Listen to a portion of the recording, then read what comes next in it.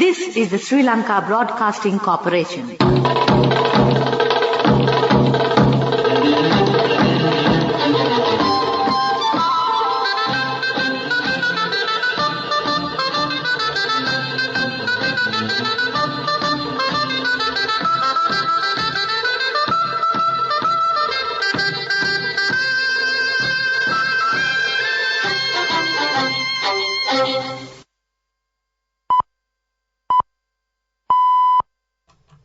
(6:15 p.m.)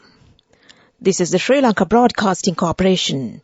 The news edited by Dilini Gunadana and read by Geethanjali Ramanayaka. The headlines.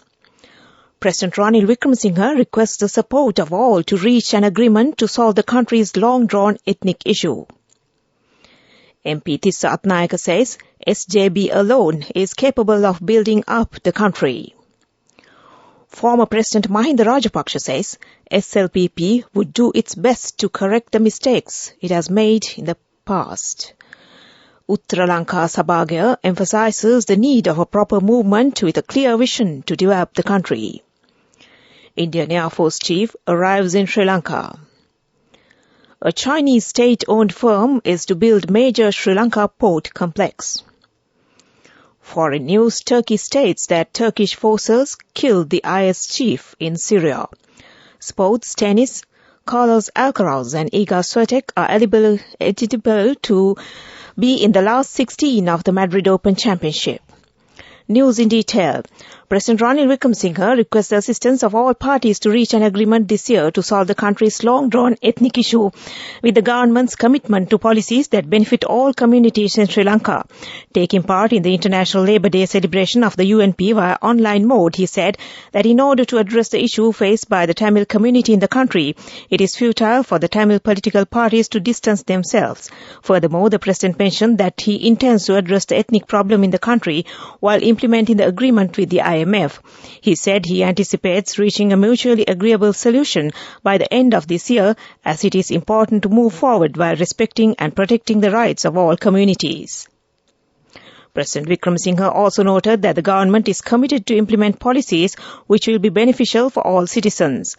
As the country approaches the centenary of independence in 2048, the goal should be to become a country with a developed economy. The government is not only building this economy for the present generation, but also for the youth and children of the future. The president further added that his motivation in becoming the president was not rooted in politics, but in properly managing the country's economy and alleviating the burdens of the citizens.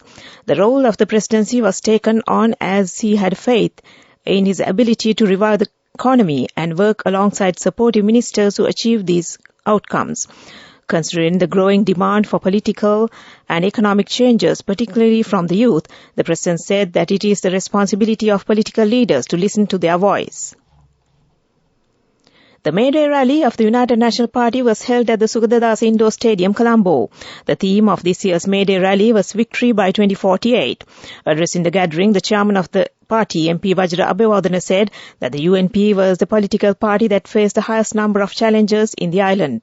However, the party has overcome all those challenges. Ranil Wickremesinghe is a national leader capable of developing the country. Therefore, everyone should join hands with him to uplift the country. Minister Harin Fernando said that action will be taken to advance tourism. He further said that the intention of the government was to produce entrepreneurs instead of labourers by 2048. The Sri Lanka Podujana Peramunu is celebrating its May Day rally at the Campbell Grounds, Borella. Addressing the gathering, former President Mahinda Rajapaksa said that he took so many steps to provide concessions to the working class. He added that SLBC would do its best to correct the mistakes it had made in the past. The Samagijana Balvega's May Day parade themed Struggle at the Workplace for the Victory of the Motherland is underway at the A.E. Gunsinga Playground in Borella. The national organizer of the party, MP Tissa Atnayaka, said SJB alone is capable of building up the country. The patron of Uttara Lanka Sabagaya, MP Aturali Ratnathero, says that this May Day is celebrated in a context where the whole human race is facing an economic and environmental crisis. He expressed these views at the May Day rally held at Hyde Park. He pointed out the actions of the greedy politicians have resulted in the prevailing crisis and emphasized that all patriots should get together for a movement with a clear vision.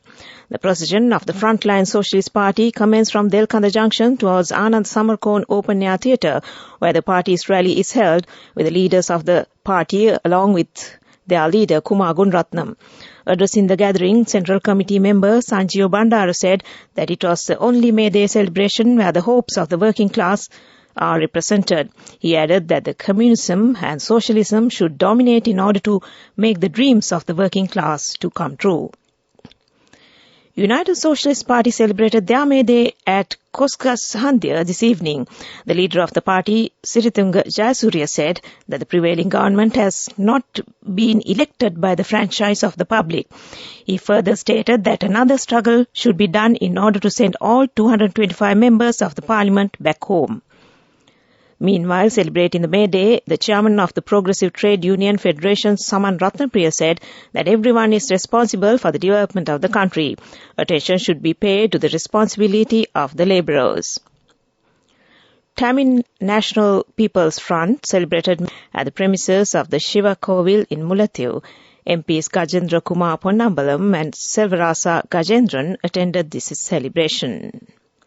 This news broadcast comes to you from the Sri Lanka Broadcasting Corporation. Sri Lanka Insurance, like a father, like a mother.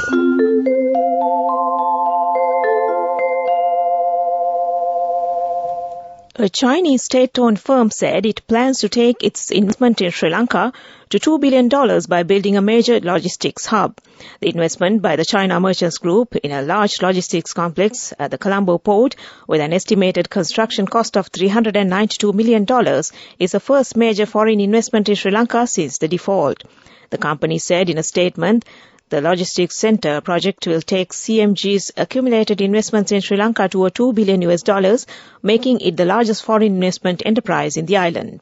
CMG will have 70% stake in the company set up to build the logistics complex in Colombo, the only deep-sea port between Dubai and Singapore.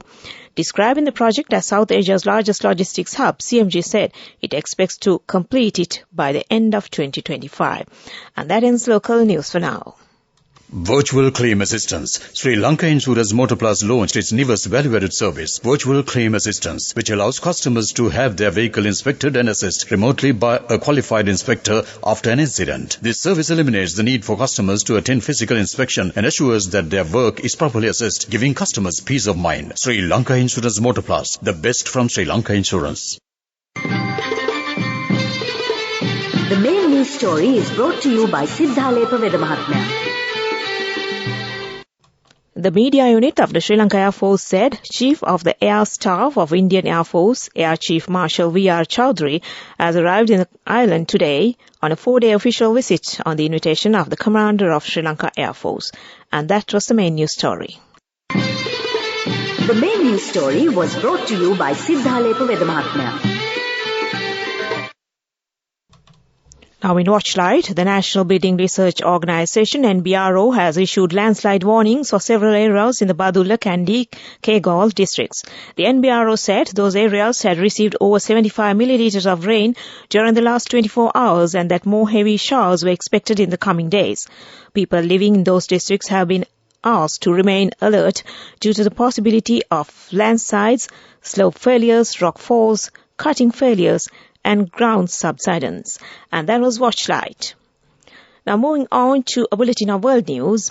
In the headlines, Turkey states that Turkish forces killed the IS chief in Syria.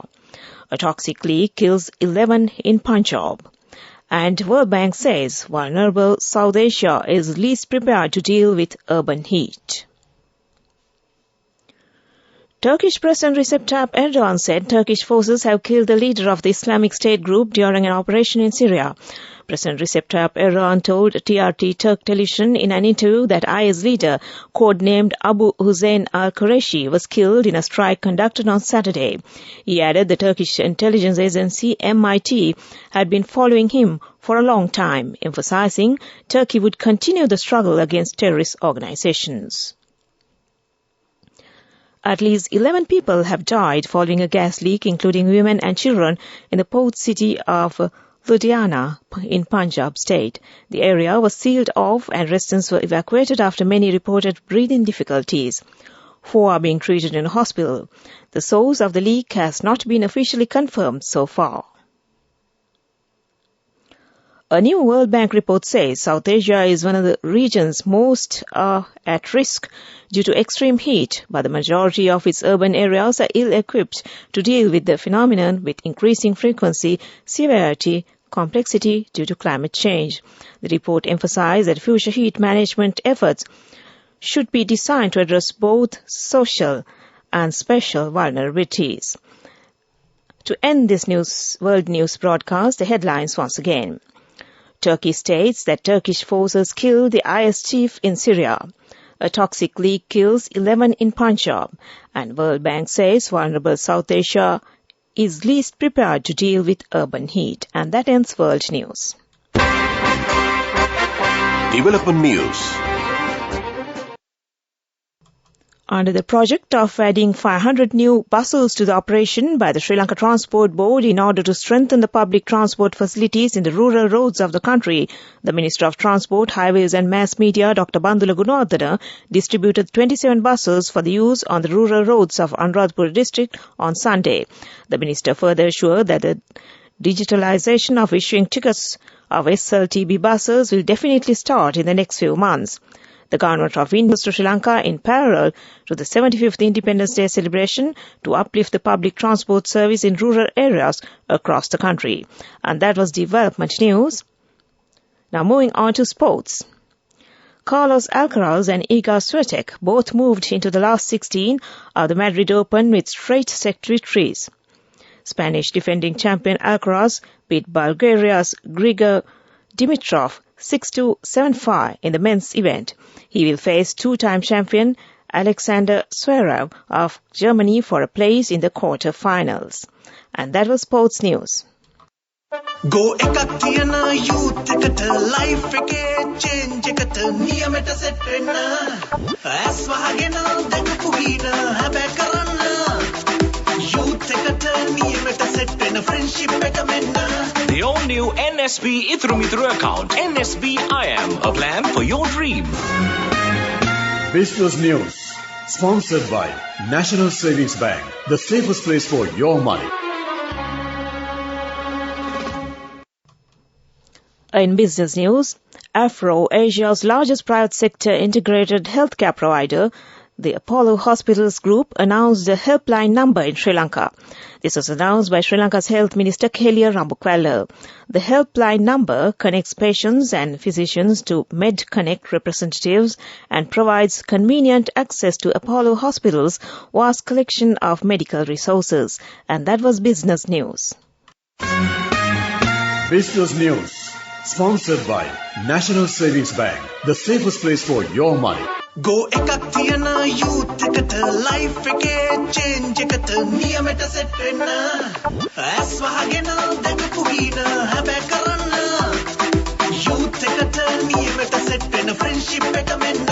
The all-new NSB Ithru account, NSB IAM, a plan for your dream. Moving on to economic news. Dubai plays host to the 30th edition of the Arabian Travel Market, which opened today at the World Trade Center. The event featured more than 2,000 exhibitors and representatives from over 150 countries in the travel, tourism and hospitality industries. This year, Sri Lanka boasts of record 50 firms are present, including many first-time attendees.